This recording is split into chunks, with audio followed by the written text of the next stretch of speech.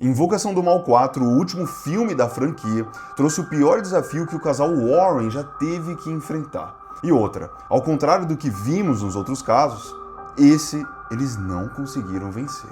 Então, se você tem coração forte, me acompanha com esse vídeo. Agora, se você não tem, eu recomendo que você não assista. Vem comigo conhecer a assombração da família dos Smurfs. Essa história começa em agosto de 1973, quando Jack e Janet Smurl se mudaram para um duplex em West Pittston, na Pensilvânia, junto com a sua família. E o que deveria ser um novo começo, tranquilo e cheio de esperança, rapidamente se transformou em um verdadeiro pesadelo. Isso porque houve um incidente que aconteceu em 1976, quando um lustre despencou sobre uma das filhas do casal, deixando a menina gravemente machucada. Esse episódio marcou o início de uma longa sequência de eventos sobrenaturais que ninguém na família jamais poderia imaginar ou explicar. Durante os próximos dias, a família ouvia gritos, barulhos estranhos, cheiro muito ruim e objetos que se moviam de forma inexplicável. Mas o mais assustador aqui eram os ataques físicos e até sexuais. A família contou que o cachorro foi arremessado contra a parede, uma das filhas caiu da escada e Jack chegou a relatar ter sido abusado por uma entidade. Doideira, né? Depois de 2 tentativas de exorcismo que não deram certo, os Smurfs decidiram levar a história para a mídia. Eles apareceram em programas como Larry King Live e Entertainment Tonight. E aí, a repercussão chamou a atenção de Ed e Lorraine Warren. E assim, o casal de investigadores paranormais acabaram se envolvendo diretamente com o caso. Quando os Warrens chegaram para investigar, descobriram que a casa estava assombrada, não por um, mas por 4 espíritos. Uma jovem violenta, um homem que morreu na casa, uma mulher idosa e um demônio. Segundo eles, o demônio manipulava os outros 3 espíritos para enfraquecer e atacar a família. Em uma das entrevistas que o pai da família, o Jack, ele deu a Lorraine Warren, ele disse o seguinte, abre aspas, até um ano atrás, eu achava que essas coisas só aconteciam em filmes, fecha aspas. Ed Warren contou para a Times Leader que sentiu a presença maligna já na primeira noite, e isso ao tentar expulsar o demônio com água benta, óleo sagrado e um crucifixo.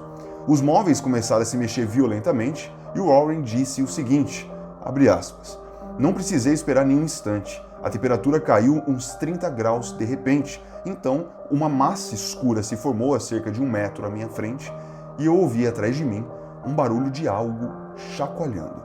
Fecha aspas. Eu não sei vocês, mas no momento desse, com certeza já teria metido o pé. E não por falta de avisos aqui, tá? Já que segundo os demologistas, o demônio era muito poderoso. Até mesmo chegou a deixar um recado para os Warren em um espelho escrito saiam. Depois de tempos investigando, Ed e Lorraine alegaram ter gravado uma série de fitas de áudio com os barulhos e batidas causadas pela entidade. Mas, mesmo com essas provas, as declarações dos Warren não foram aceitas por todos. O professor Paul Kurtz, da Universidade Estadual de Nova York, em Buffalo, e então presidente do Comitê para a Investigação Científica de Alegações do Paranormal, acusou o casal de não serem investigadores imparciais e chamou as alegações dos irmãos de farsa e chacota. Kurtz afirmou que tudo poderia ser resultado de delírios ou alucinações e sugeriu que a família passasse por exames psiquiátricos e psicológicos. A Igreja Católica também não tinha uma explicação clara. Porta-vozes disseram não saber exatamente o que estava acontecendo. E Alfonso Strebold, professor da teologia de Universidade de Saint Bonaventure, sugeriu que poderia haver explicações para os eventos. Apesar disso, a casa ela foi abençoada por vários padres que afirmaram não ter visto nada durante suas visitas. Janet Smurl relatou que um padre realizou 3 exorcismos que não deram certo, e a família chegou até a afirmar que durante uma viagem para acampar, o demônio o seguiu. Em 1986, um padre da diocese local passou 2 noites na casa dos Smurls e contou que não viu nada de anormal durante a sua estadia. No mesmo ano, o casal falou com a imprensa dizendo que estava exausto de tanta atenção da mídia, o que foi um pouco controverso porque, alguns meses depois, decidiram contar a história de forma oficial, junto com os Warren e o escritor Robert Curran, e lançaram o livro The Haunted, que na tradução significa O Assombrado.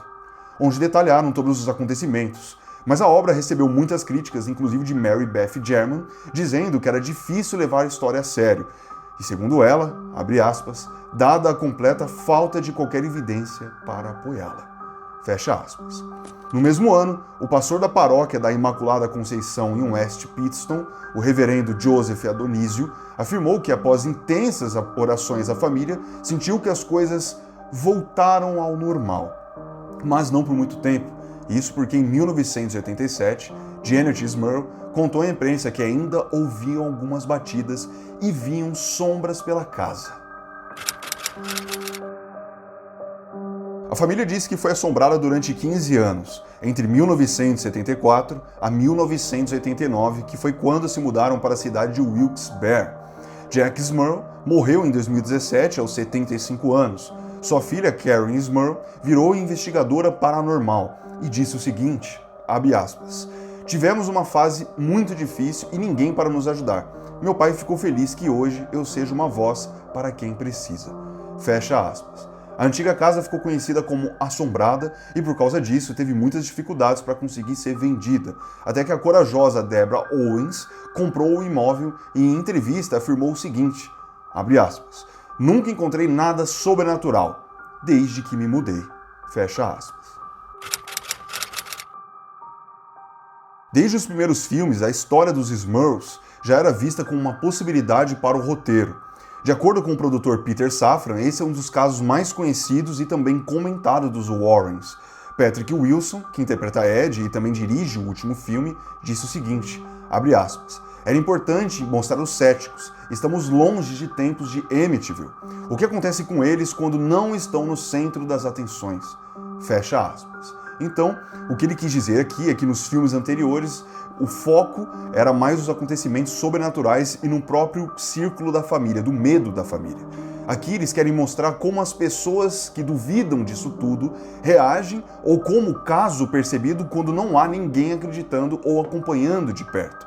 Ele não está falando só do medo ou do sobrenatural, mas também da pressão de investigar sem reconhecimento e conseguir lidar com o descrédito. Mas agora eu quero saber de vocês. Acreditam nessa história? Acha que isso é real? Vocês acreditam nesse tipo de coisa? Deixa aqui nos comentários. E deixa também o que vocês gostariam de ver no próximo vídeo. Não se esqueça de se inscrever no canal, deixar aquele likezão, ativar o sininho. E mais importante do que isso, quando você for dormir à noite, cubra seu pezinho. Faça isso por você. Eu vou ficando por aqui. Até a próxima. Fui.